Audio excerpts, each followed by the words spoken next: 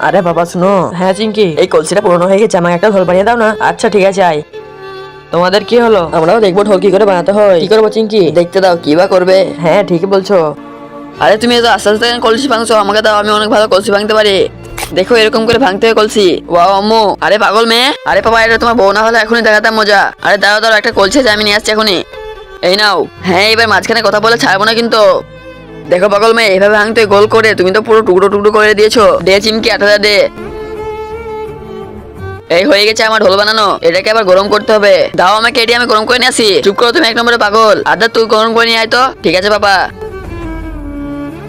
আজকে দেখবো কে শয়তানকে হারিয়ে আল্লাহকে ভালোবাসে। যে যে আল্লাহকে ভালোবাসে তারা ভিডিওটাকে লাইক করে চ্যানেলটা সাবস্ক্রাইব করে দেবে। আর যে শয়তানকে ভালোবাসে তাকে লাইক সাবস্ক্রাইব করার দরকার নাই, আর কমেন্টে বলে যাও আল্লাহু আকবার। পাপা এটা তো পুরো আগুন ধরে গিয়েছিল। কমেন্ট করে দিদি তুই এরই ছেলে না, যেমন মা তেমন ছেলে। নিয়াই দিয়ে আমাকে আবার জোড়া লাগাতে হবে আঠা দিয়ে, এরকম করে গরম করতে হয়। তুই তো পুরো আগুনে ডুবিয়ে দিয়েছিস কথা। হয়ে গেছে ঢোল বানানো, নাচো। এই জি দাও আমি বাজাই, এই নাও। আরে আরে আমি আবার ঠিক করে দেবো।